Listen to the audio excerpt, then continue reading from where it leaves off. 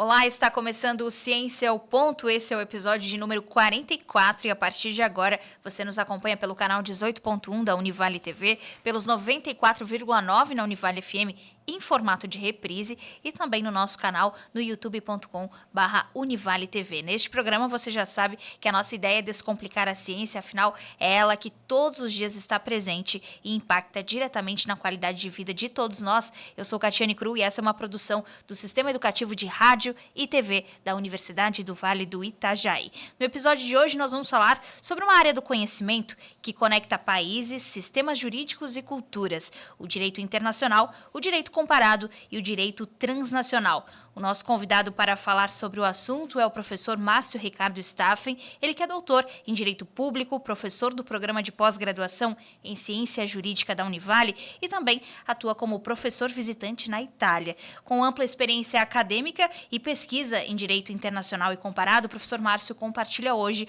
um pouco da sua trajetória e reflete também sobre os desafios do direito em um cenário global marcado por transformações. Professor, seja muito bem-vindo, uma satisfação recebê-lo aqui. Obrigado, Catiane. Muito feliz em estar com todo o nosso público, seja na TV, na rádio, nas plataformas digitais. É uma satisfação. A satisfação é toda nossa em ter conseguido conciliar as agendas. A gente sabe que, às vezes, conseguir trazer os professores aqui na rádio e na TV é bastante complicado por conta dos compromissos. Mas eu quero já começar sabendo, professor, como é que começou o teu interesse pela área jurídica? Um pouco por aquela contaminação caseira. Pai advogado, assunto de domingo, assunto de janta, acaba sendo lei, processo, então isso é natural. Embora eu tenha feito uma semana de engenharia da fundição e nunca mais voltei nem para pegar o material que está guardado ainda no armário. Mas é uma inclinação, não me vejo hoje fazendo outra coisa a não ser viver o direito. Isso é essencial. E para o campo da pesquisa acadêmica, desse universo da academia, quando que surgiu o interesse? Como é que foi essa trajetória? Sempre tem nomes e sobrenomes. Sempre tem um professor que tem um olhar mais clínico, que faz uma aposta, um voto de confiança. E nessa época eu ainda estava estudando no curso de Direito da Univale em Balneário Pissarras. E aí uma professora em especial, que é a professora Débora, disse, olha, me parece que você deveria começar também a pensar em algumas leituras para escrever alguns artigos científicos. E essa foi uma virada, que depois encontramos outros nomes, como o professor Zenildo Bodnar, o próprio professor Paulo Márcio Cruz, que acabaram, enfim, abrindo cada vez mais caminhos e alternativas. Que bacana saber disso, porque às vezes sempre tem um professor que incentiva e que dá esse pontapé inicial para esse universo da academia. E eu quero falar um pouquinho da tua formação, professor, que inclui experiências no Brasil, na Itália, na Alemanha. E de que forma que essa vivência internacional influenciou na sua atuação enquanto pesquisador, enquanto professor? O que você traz dessa bagagem para dentro da sala de aula? Eu considero que essa experiência é uma experiência tardia. Eu gostaria muito de ser acadêmico de direito hoje, assim como dos outros cursos da Univale, com tantas opções de dupla titulação. Na nossa época não tinha isso, não tinha nem essa capacidade, digamos, de entender que era possível fazer um curso em duas universidades, em dois continentes, com 2 diplomas e ter uma condição diferenciada, tanto de mercado quanto de compreensão. Eu fui sair para ter essa vivência acadêmica internacional já quando do mestrado em dupla titulação, nosso mestrado em ciência jurídica.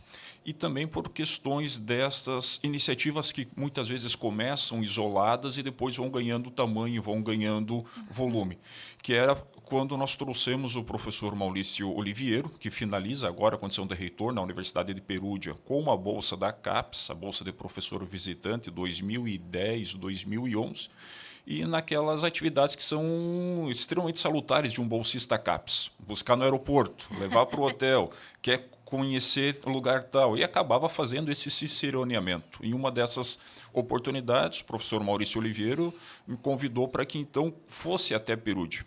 E aí a primeira viagem internacional que eu fiz, sem falar nenhum italiano seguro, aquele italiano mais macarrônico do que qualquer outra coisa, mas que foi uma experiência absurdamente prazerosa, de abrir mundo, de mostrar o que é a vivência dentro de uma universidade para além da zona de conforto, porque normalmente a nossa universidade é o nosso quintal de casa. Então, quando você conhece outras realidades, conhece outras pessoas, vive a universidade de uma outra lógica, você percebe de que, ao final, as universidades são as pessoas que estão envolvidas em projeto de pesquisa, de ajuda mútua, de fazer apresentações a outras pessoas, de apresentar alternativas. Essa é a condição que me parece ser a mais importante, inclusive hoje como professor, viabilizar que outros alunos possam traçar os seus caminhos. Com certeza, esse é o objetivo principal. E eu fiquei curiosa para saber os principais desafios nessa temporada na Universidade de Perugia. Quais foram os aprendizados, se você puder elencar alguns para quem está nos acompanhando. O problema é que falar isso é denunciar um pouco da idade, porque nós estamos falando de ir a Perugia em um mundo que não tinha um GPS, nem um celular. Era celular para fazer ligação, não era um celular não era smartphone. Não era smartphone. Você não tinha WhatsApp, a internet era caríssima, e que então nós tínhamos o primeiro grande desafio era entender o horário em que o professor estaria na universidade para nos orientar, porque era um mural que estava fixado, mas não necessariamente aquele horário era o horário que o professor estava, porque mudava a agenda dele por compromissos universitários e não atualizava o mural. Ou então nós tínhamos as questões de que, pessoal, vamos sair porque vamos conhecer o lugar tal. Então, às 14 horas, todo mundo na Fantona Maggiore, no centro de Perugia, para, a partir dali, seguir. Hoje é muito fácil, compartilha a localização, está no WhatsApp, tem o contato com o Brasil a tempo real. Essa foi a primeira mudança. A outra mudança que me chamou muita atenção, e é o que eu procuro sempre falar com os nossos alunos, aqui mesmo, na Univale, é a forma com que se estuda. Nós temos ainda um hábito de estudar a partir da provocação do professor. O professor pauta a carga de estudo.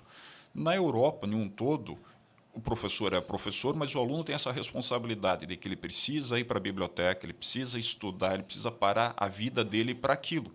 E você percebe algumas questões simples. Hoje, se você vai a uma universidade europeia, o aluno não está fazendo outra coisa enquanto está acontecendo aula. Não tem celular em cima da mesa, ainda ele está no caderno, anotando, escrevendo, uma dinâmica que nós aqui, infelizmente, não temos. Então, são esses pontos, talvez pequenos, que chamam a atenção e traçam um pouco também da tua personalidade. Com certeza, e que bacana saber disso e que funciona ainda o método raiz de aprendizagem, né, professor? Até porque estar ultra conectado durante uma aula atrapalha bastante, né? Sim, tem os ônus, mas também tem muitas questões que talvez a bonificação nós não conseguimos aproveitar. Com certeza.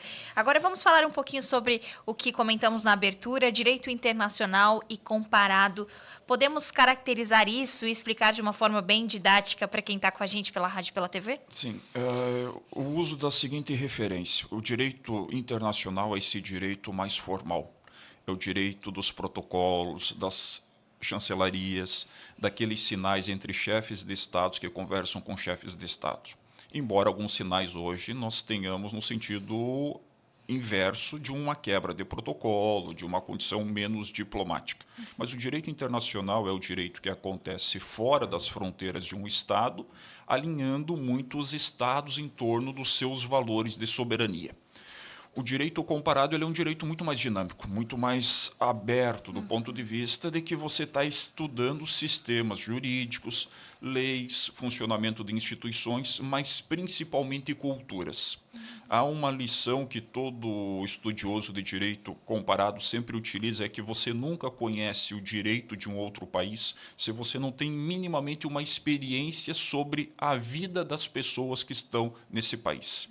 Essa noção de realidade, de vivência, de primeiro ouvir muito mais do que depois falar, é essencial para o direito comparado. Que bacana. E na sua área de pesquisa acadêmica, tem algo, uma descoberta com relação a isso? Algo que o senhor observa e pensa, poxa, esse é um caminho interessante até para os acadêmicos dentro de sala de aula seguirem pela linha da pesquisa com relação ao tema? Sim. Sim, a principal descoberta e o principal argumento que é relevante hoje é nós considerarmos que no direito o Brasil para muitas questões é referência para o mundo. Nós temos aquela ideia de um complexo de vira-lata de que nós sempre o que é bom copiamos dos outros e nós importamos, trazemos para a nossa realidade sem entender o quanto isso funciona, se é que funciona. E o direito comparado, essa dinâmica, permite entender que sim, você tem muitas coisas positivas no Brasil. Outras questões que são essenciais para essa vivência de um direito comparado, essas surpresas, é entender de que você só tem um sistema jurídico, leis, instituições, um poder judiciário forte, se no outro lado você também tem a mesma seriedade da sociedade. As pessoas levam o direito a sério. Isso é você estar no interior da China, você estar em um país periférico da Europa ou na América Latina e ver como a sociedade abraça ou não essas leis, essas instituições. Com certeza. E qual a importância de ter essa aproximação, do teu ponto de vista, desses sistemas jurídicos para a gente enfrentar problemas globais, que é um assunto que é bem interessante, que às vezes quem está nos acompanhando pensa, poxa, mas qual a necessidade dessa aproximação? Até porque muitas coisas se conectam, né, professor? Exato. Hoje são poucos os problemas que especificamente ou genuinamente são problemas locais. Você tem muitos ou os principais problemas como problemas globais. Nas aulas, na graduação, eu sempre menciono de que talvez no Brasil recentemente nós estivéssemos mais atentos a uma eleição a um presidente nos Estados Unidos do que propriamente a eleição do vereador que vai representar a população daquele município, daquele bairro. Então isso mostra que você tem problemas globais. A crise de imigração e refugiados é um problema global.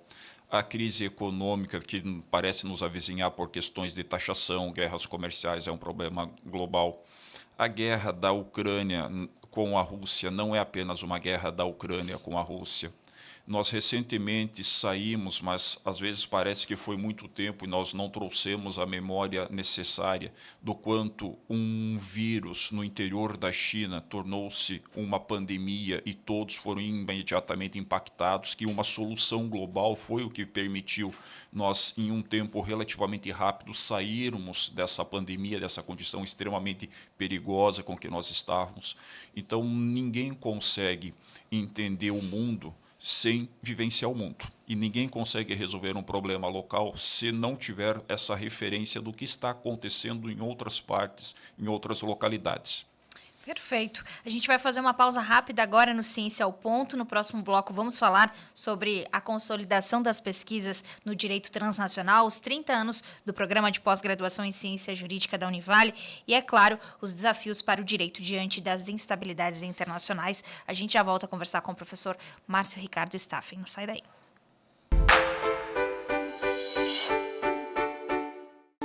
Que a TV é fundamental quando o assunto é notícia e entretenimento, você já deve saber. Mas já parou para pensar no quanto? Então se liga nesses dados de uma pesquisa recente. 77% dos catarinenses assistem até 3 horas de TV por dia. 51% valorizam o conteúdo jornalístico. E 60% confiam nos apresentadores locais. Na telona ou na telinha, todo mundo se encontra aqui. Tá na TV, todo mundo vê.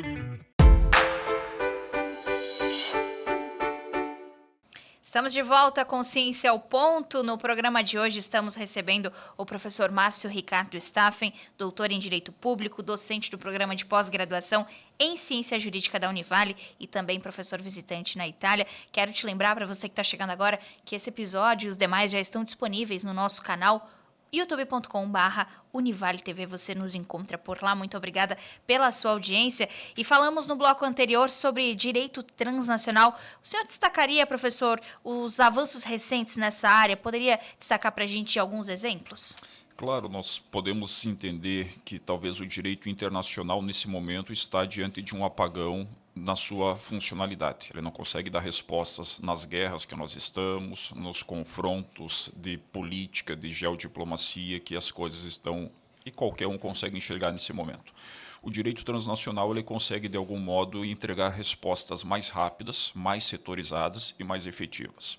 Nós poderíamos dizer como um exemplo para essa questão de um direito transnacional que independe ou não depende tanto dos estados soberanos, de que as respostas rápidas em termos de uma vacinação que teve um efeito direto na contenção do vírus durante o Covid, veio muito por acordos entre estados, a Organização Mundial da Saúde, fabricantes, centros de pesquisa que convergiram interesses em torno de uma pesquisa para combater o vírus.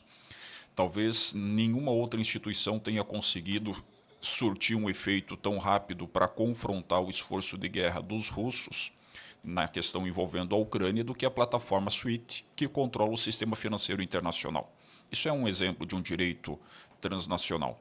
Mas nós poderíamos discutir os impactos do direito transnacional hoje sobre plataformas digitais e as big techs. Nós podemos discutir isso até mesmo do ponto de vista da atividade econômica, que agora precisa entender como viabilizar o seu modelo de negócio em razão de taxações, de guerras comerciais, de mercados que fecham, outros mercados que precisam ser abertos. O direito transnacional é esse direito que está presente desde a questão de como nós fazemos uma compra internacional de um cartão de crédito, a uma carteira internacional de vacinação, ou mesmo uma conta que cada um nesse momento provavelmente está abrindo em um aplicativo para instalar algo dentro do seu dispositivo eletrônico. O mais interessante é que, com esses poucos exemplos que o senhor citou, a gente percebe a amplitude da área de atuação do direito transnacional, do direito internacional, e isso também está presente no programa de ciência jurídica da Univale, programa de pós-graduação, mestrado, doutorado, completando 30 anos. E eu quero muito que o senhor conte para a gente como o senhor avalia a consolidação desse curso, que já é super tradicional, tem muitas histórias, são 3 décadas, né, professor? E a evolução, principalmente, o senhor enquanto professor, que fez parte e também foi aluno, né? Meu primeiro contato com o PPCJ, e aí eu vou usar dessa sigla porque é muito mais afetiva, Perfeito. remete a uma questão de carinho. Meu primeiro contato com o PPCJ foi a época da graduação, que nós poderíamos fazer as atividades complementares e as disciplinas optativas no mestrado. E aí eu pensei, eu vou justamente testar esse canal e vou verificar se isso é ou não viável para mim. Se é minha praia. Isso, foi amor à primeira vista, muito pelo professor Alexandre Moraes da Rosa, que tem toda uma dinâmica, toda uma eloquência, um pensamento diferenciado. Então, digamos, eu comecei no PPCJ ainda na época da graduação, depois mestrado, doutorado, e é um programa de vanguarda, de pioneirismo, de tradição. Porque nós estamos falando de um Brasil de 30 anos atrás que os mestrados e os doutorados estavam concentrados nas universidades federais. Era para a capital e era para formar não pesquisadores, mas essencialmente servidores públicos qualificados. A Univale rompe com isso. Assim como a Univale rompe quando começa e tem essa originalidade no Brasil, discutindo o tema da transnacionalidade, que não se discutia isso no contexto brasileiro. Então, essa questão me deixa muito feliz de fazer parte, ainda que muito pequenamente, desse processo. E que tem hoje temas de inteligência artificial, a sustentabilidade, mudanças climáticas. Então, tem todo um engajamento de um curso que tem 30 anos, mas tem a energia de quem tem muito ainda para inovar, para avançar. Com certeza. E para quem nos assiste e nos ouve nesse momento e que tem interesse nessa área, o que o senhor diria como sendo um incentivo para quem pensa, poxa, acho que o PPCJ talvez seja para a minha área de atuação, para que eu possa me especializar, fazer o mestrado, doutorado? Qual é o requisito, mas não o requisito, mas o que a pessoa deve querer para entrar nesse programa? Uma das qualidades ou das habilidades essenciais que eu julgo em relação ao mestrado é a pessoa entender de que um mestrado não é apenas um curso para formar professores de ensino superior.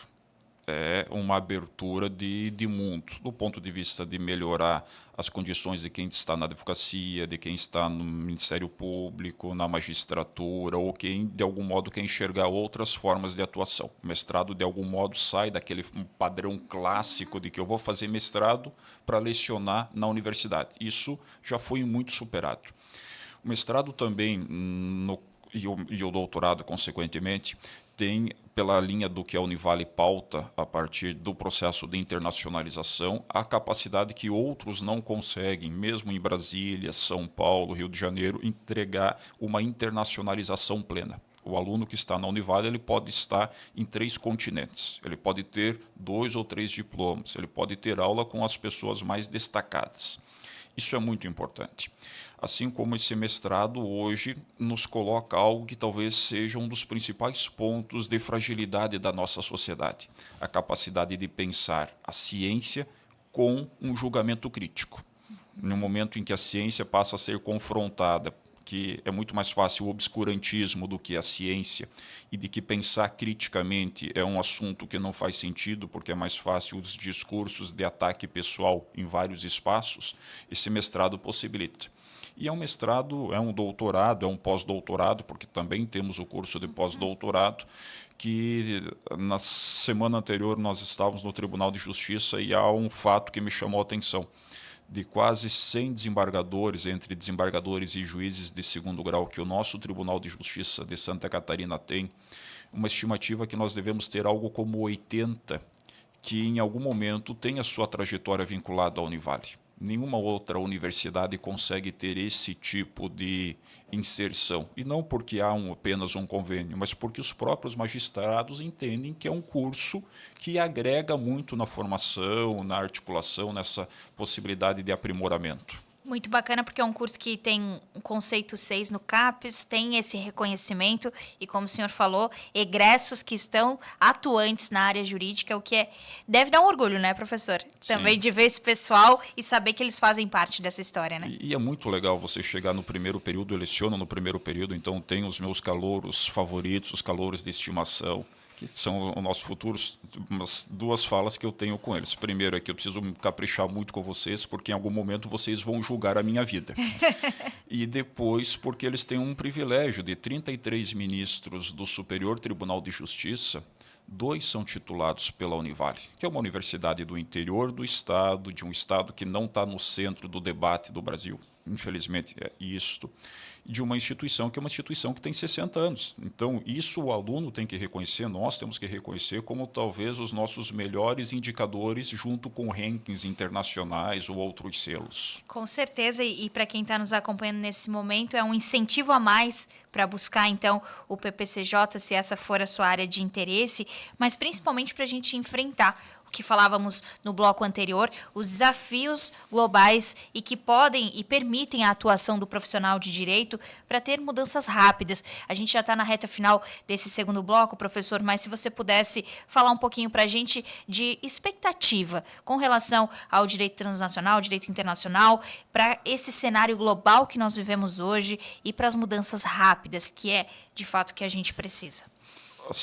Os mesmos itens de desafios que nós temos para outras áreas de conhecimento atingem também o direito, que primeiramente é uma noção de responsabilidade social e responsabilidade política. É muito fácil você tomar uma decisão, você fazer um discurso movido pela paixão, pela fúria do momento e não por uma responsabilidade política. Isso nos desafia muito por tudo que todos conseguem ver, indiferente da nuance que projetam sobre a sua análise.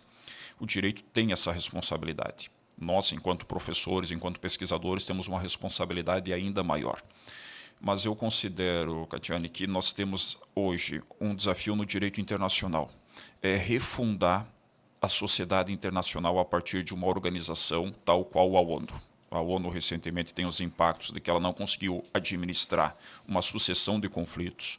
Nós temos a todo momento informações que são informações de uma banalização da ideia de humanidade. É difícil imaginar uma pessoa, um inocente, um civil em cativeiro por quase 2 anos. Ao mesmo tempo, é difícil ver pessoas morrendo à espera de um alimento. Isso desafia o direito internacional. Nós temos os desafios das mudanças climáticas que não podem ser mitigados ou não podem entrar em um discurso de negacionismo. Nós temos um desafio muito grande para o direito transnacional, para o direito internacional, que é a regulação das plataformas, não só digitais, mas dos algoritmos de inteligência artificial.